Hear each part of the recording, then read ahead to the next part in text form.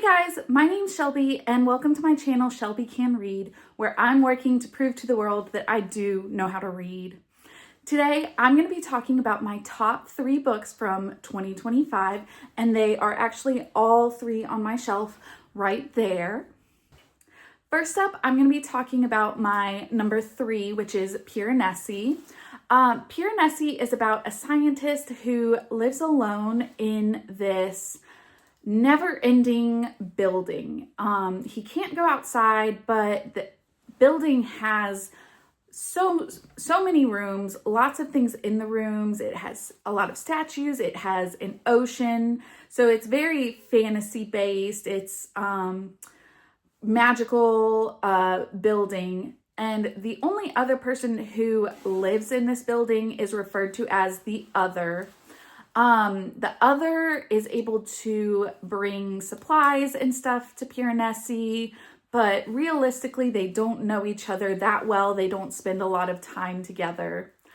As Piranesi is visiting with the Other, he asks him to do some specific research, and so Piranesi starts investigating some things, and he starts to realize that something's a little off. Something isn't making sense about this building and how he got into it, where he came from. The rest of my review is going to have spoilers, so if you are not interested in knowing what happens, feel free to skip ahead. I gave this book 5 stars. Obviously, it was one of my favorites from the year. But what I really liked about it was the mixture of fantasy and mystery and thriller. Those are 2 of my favorite genres. And so I thought that this book really combined them very well. I liked that the building was interesting and I wanted to know more about it. And I liked the way that it was presented as a bit of a mystery and thriller. So we were figuring it out as the main character was figuring it out versus being info dumped. I really enjoyed the way that the Other, I could tell right away that he wasn't telling all of the truth, specifically because Piranesi would say that, like, oh, the Other brought me some sneakers today. He brought me a tent today. And so automatically you're like, okay, well, where is he getting this stuff from? So I wouldn't say I was completely shocked that the Other was not telling the truth and that he was the antagonist. He was like the evil character. That wasn't a surprise, but I was still very intrigued to find out more about Piranesi's life before he was in this house. I also really liked how it brought up that other people had been in the house and gone through a similar experience with Piranesi, and how they were able to connect with each other at the end and talk about how much they missed the house. I thought it was really interesting to see how they both felt so connected to this place that really there wasn't a lot in it, but it almost like hypnotized them and they didn't feel the same afterwards. I really enjoyed it. I liked that it was a pretty quick read. It's not particularly long, and so I was able to finish it pretty quickly. It's very fast paced, which I enjoyed. I liked that the characters felt very rich, but there was also an interesting plot. I liked how the writing style was a little bit different because Piranesi is a scientist. He wrote it as if it was a scientific journal, which was very different, not like any book that I've really read before, and I enjoyed it. I know some people in my book club did not like it, and one specifically brought up in an audiobook version, it's I would say tedious because each journal entry he labels as a day, a year, and kind of what's going on. And the year Piranesi marks the years by events that happen. And so every journal entry starts with the year of the albatross, or the albatross made his nest, something like that. And so one of the members of my book club brought up that if she had to hear it saying the albatross, the year of the albatross, one more time, she was just going to die. So I would say don't listen to the audiobook. As someone who enjoys audiobook and physical copies, it sounds like this one is not very well translated into an audiobook, because as a reader, you can just skip over that. And I very much did when I was reading the physical copy. And so to close out my review of Piranesi, what I am going to be doing is just a dramatic reading of some of my favorite 1-star reviews that I found about it, just because I personally love to read 1-star reviews. I find them funny. I enjoy being a hater when I don't like something. And so even for books that I love, I can enjoy and appreciate other people being haters on it. So first off is a post from Shaza Hopsy. She says, "I can't help it. I need a plot and something I can hold on to. It slipped through my fingers into the 43rd vestibule to the right of a statue covered in seaweed." And if you have read Piranesi, you know that a lot of the descriptions of where things are and what they look like is related to what hall they're on, what statues are around them. So I got a little giggle out of that one. Next up is Hannah Walzer saying, "Esquire calls this book spellbinding. I find I am immune." And that just got me a little. I thought it was funny. Peggy Hayes says, "Reading Piranesi is like having a lobotomy by reading." And I will say there are times where you're like, what is it even talking about? Whether that's because of kind of the scientific jargon that Piranesi uses, or just because like the house is giant. And so his way of tracking where things are and what he's talking about can be like, what is going on? So those were some of my favorite 1-star reviews about it, even though I give it 5 stars.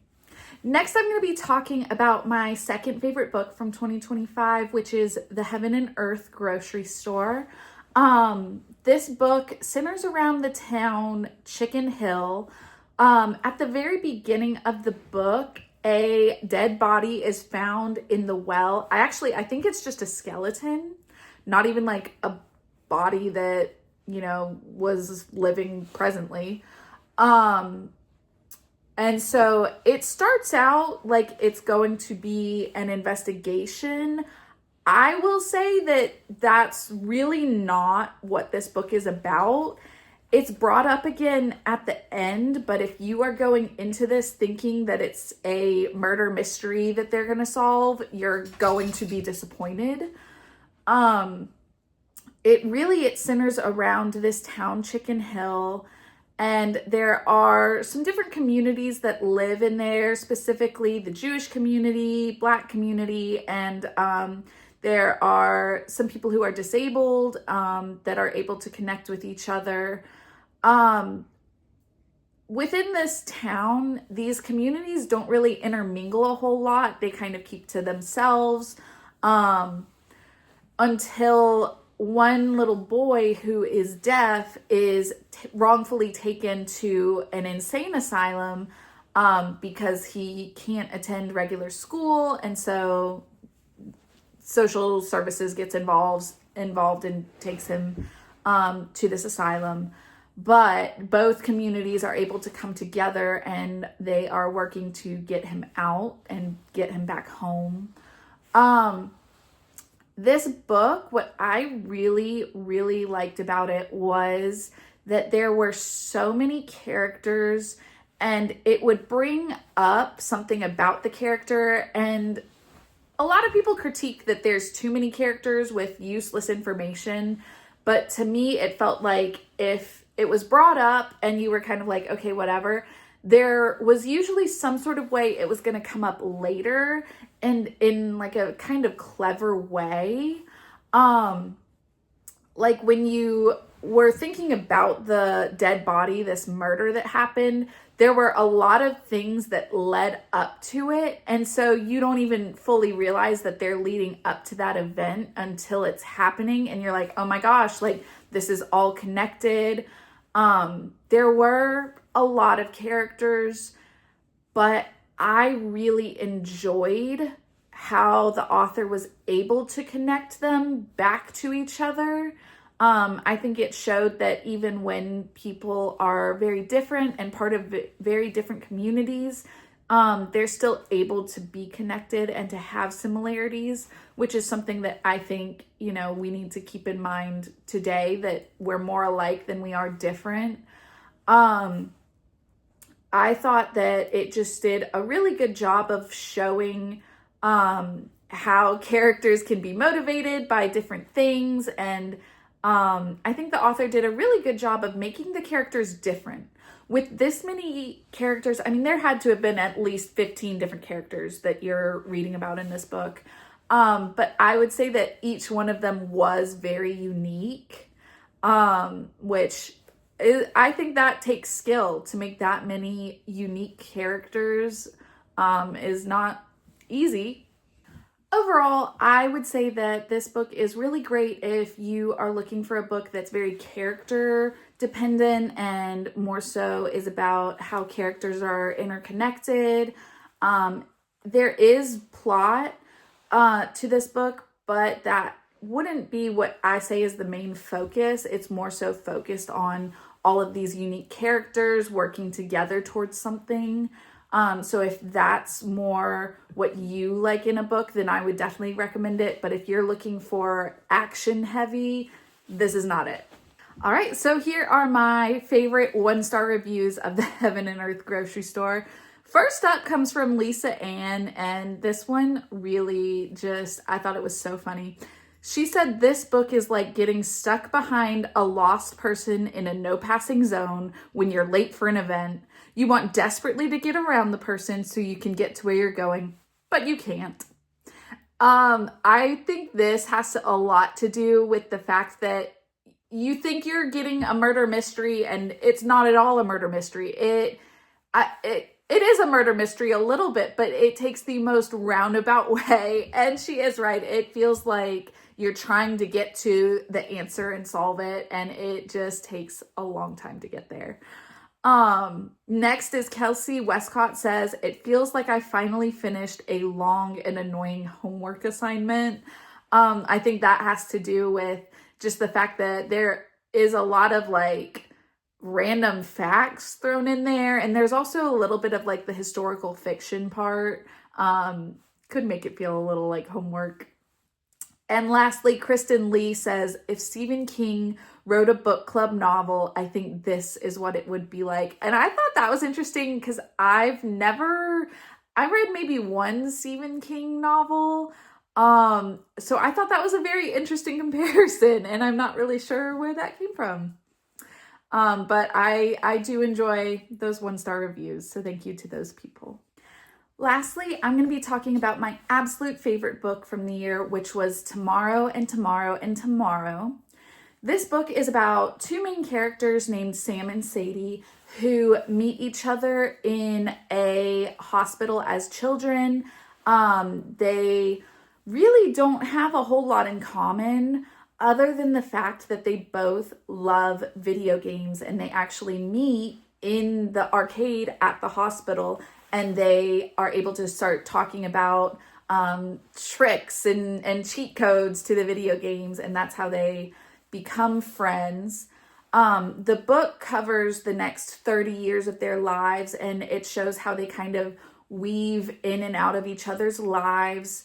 And, you know, as children, they had a falling out. Then they meet again in college, where they find out that they are both going to the university and that they both are still interested in video games. And so they end up deciding to develop a video game together. And that kind of sparks a whole company that they build, and how they continue to stay connected in each other's lives for the next 30 years. again, this was my favorite book of the year, so I definitely would highly rate it. I wouldn't say I recommend it for everyone, just because I don't think everyone would love how flawed the characters are.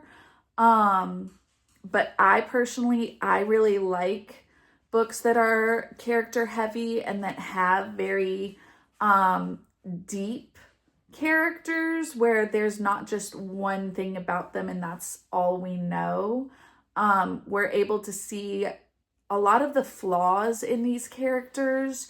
Many of the critiques that I've seen have said that they are just toxic, that none of them make good choices, and that a lot of the relationships are toxic and some of them are truly abusive. And so I know some people don't enjoy reading about that.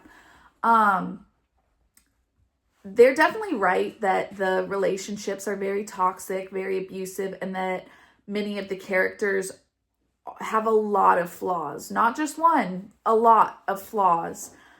What I personally liked about that is it felt very real. As real people, we don't have just one flaw and you're like, check, we're done. We don't need another flaw. We continue to have flaws and to develop our personality based off of these experiences that we have. And I felt like this author did a really good job of showing how people are multifaceted. There's not just one thing about them. And I liked how it impacted the way they interacted with each other. I really liked how the main female character was written. Some people didn't, and that's okay. But what I really enjoyed was that she wasn't perfect. She was arguably one of the more flawed characters in the book, but not in a way that was just to make her look bad. It was just to make her look real. She made some very poor choices throughout the book. And obviously I was rooting for her, but I also understood why these poor choices were being made. I respect a woman who can hold a grudge for years and years. I think she was great for that. So personally, I really liked her. I think she was interesting. I liked how the connection between the characters developed, and a lot of it came down to miscommunication. They, are best friends for life, but then they also can't speak to each other, which some people don't like. There are times where it's frustrating, but I found that in this book, they still were able to make it interesting. All right, and of course, I am going to be reading some of my favorite 1-star reviews for this book. So, starting off strong, we have Persephone, who says, I've read better fan fiction on Wattpad than this. Shout out to Wattpad. I love some good fan fiction, some good mafia romance books on Wattpad, so guilty as charged. Michelle says, the title is very fitting as the story is never ending. I think a lot of people felt that it went on for way too long and way too much miscommunication, which is valid.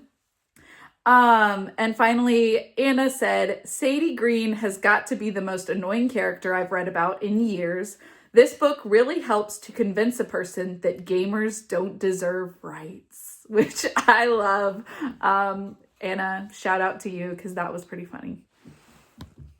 All right, so those were my top 3 books from last year, 2025. Let me know if you have read any of them before. I'd love to hear if you loved them, hated them, anywhere in between. Please let me know, comment.